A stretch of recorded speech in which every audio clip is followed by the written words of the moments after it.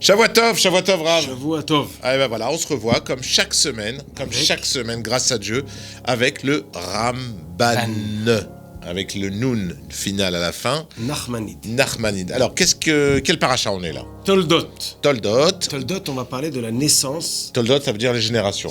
Donc c'est la naissance de la génération de Yitzhak qui est Yaakov et Esav. D'accord. Les deux frères. Jumeaux. Alors, qu'est-ce qui se passe? Est-ce qu'ils vont s'entendre ou ils vont pas s'entendre? Ah ça, dans les frères, il y a toujours des histoires. Ça dépend s'ils sont marocains ou tunisiens. C'est-à-dire, marocains, il y a toujours des problèmes entre frères. Il y a quelques semaines, on a parlé de Maaseh Avot Siman Labanim. Ce qui se passe avec les parents, c'est un signe pour les enfants. Quel est le signe de l'histoire de Yaakov et Esav? Alors, quel est le signe? Je te pose la question. Le signe, c'est la guerre entre les Juifs et ceux qui ne les acceptent pas, Amalek. Esav qui a eu Amalek et qui font des malheurs et qui embêtent les Juifs tout le long de l'histoire. Et voilà. Et à la fin de l'histoire, on va gagner Amalek. Et la chaise de Dieu est entière seulement quand Amalek il est exterminé. D'accord. Et cette chose-là, elle est allusionnée ou comment dire? Il y a une allusion. Dans l'histoire de la grossesse de Rivka, qui va voir le Navi et qui lui dit « j'ai mal au ventre ». Son ventre, il y a quelque chose qui se passe. C'est qui le Navi à l'époque? Elle est partie voir la yeshiva de Shem et Ever. D'accord. Shem, c'est le fils de Noach. Ouais. Il avait une yeshiva où ils étudiaient les 7 enseignements qui étaient obligés à... Au Bnei Noach, les enfants de Noé. Et elle va le voir et elle lui dit « qu'est-ce qui m'arrive ?» Donc le pasuk nous dit « Vayitrotetsu abanim bekirba » donc ils se sont bagarrés dans le ventre. « Vatomerim ken lamazanochi » alors c'est difficile pour moi. Pourquoi je suis là? C'est qu'est-ce qui va se passer? « Vatelech lidrosh et Hashem » Elle est partie voir Dieu. C'est qui Dieu? Elle voit Dieu à travers son avis.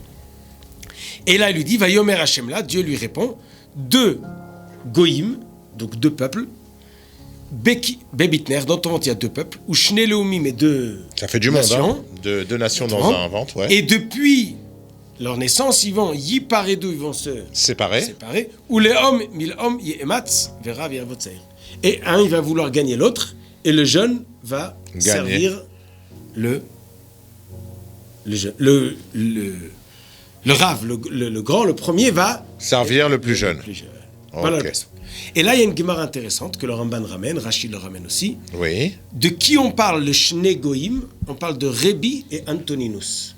Rebi, c'est Rabbi Yehuda Hanassi qui a écrit les Mishnayot il y a à peu près 2000 ans.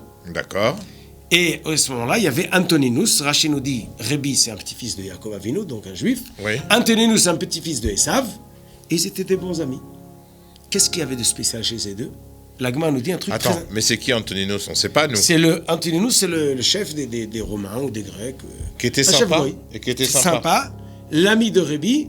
Et la Gemara nous raconte sur eux quelque chose d'intéressant. C'est que toute l'année, et en hiver et en été, ils avaient toujours des radis, des courgettes et du réfort sur leur table. Ça nous apprend quoi? Ok, voilà. Merci beaucoup et à la semaine prochaine. Si on s'arrête là et on se dit... On va acheter des radis. On a loupé un truc, ouais. Nous aussi, on a des radis. Ok, alors explique-nous. Alors, ils expliquent, les Farshim, qu'ils avaient tout le temps la richesse. Avant chaque chose de sa saison, les riches peuvent se permettre d'acheter à beaucoup d'endroits. Hors saison. Mais pourquoi ça nous intéresse que les deux, et par hasard les deux, et Rebi et Antoninus, ils avaient. Ouais, les deux opposés. Alors le signe, il nous dit le Ramban. Là, on arrive à Nachmanide. Yitachen, peut-être, qui vient lui dire, quand on lui dit il y aura 2 peuples dans ton ventre, et la Gemara nous parle des 2 peuples de Rebi et Antoninus qui sont 2000 ans après.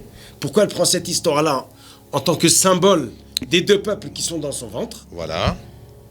Parce que les 2 peuples, ils se haïssent et ils font la guerre. Donc il y a une guerre dans son ventre du début de leur création. Déjà dans le ventre, il y a la bagarre. Et c'est un remèze de la guerre entre eux. De ce qui va se passer entre eux à la fin. D'accord. Ça c'est première moitié. La guerre tout le long de l'histoire, Esav et Yaakov, qui est allusionné dans l'histoire que dans le ventre, ils se bagarrent. Et le Raman ajoute une phrase.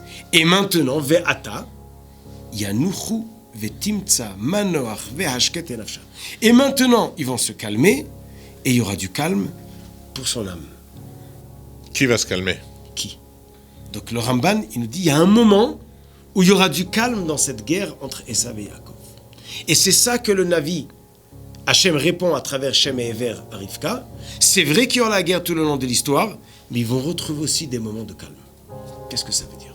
Qu'est-ce que ça veut dire? Alors le Ramban, il nous dit ça autre part, pas dans la page de la semaine. Et il y a un remez que même que les Esav vont faire des xérot, comment on dit des xérot? Des décrets. Des décrets. Et ils vont faire du mal aux Juifs. Mais quand un peu vont faire du mal ici, il y a un autre endroit où il y aura du calme. C'est que le peuple juif, même s'il va être secoué avec des malheurs dans un pays, dans un autre pays, ils auront du calme. Et il y aura un autre roi qui va les recevoir, les accepter, et peut-être même leur donner de la richesse, et ils vont pouvoir se continuer l'histoire du peuple juif. L'exemple, pour ne pas que tu me dises, j'ai rien compris. Voilà, on revient à l'exemple. Quand il y a eu l'Inquisition, malheureusement, il y a 500 ans en Espagne, ils ont tué des quantités de juifs. Qu'est-ce qui s'est passé au même moment en Hollande? Ils ont accepté les juifs. Donc il y a des juifs qui ont pu quitter l'Espagne, et il y a eu un moment de développement des juifs en Hollande. Du sud de l'Europe vers le nord de l'Europe.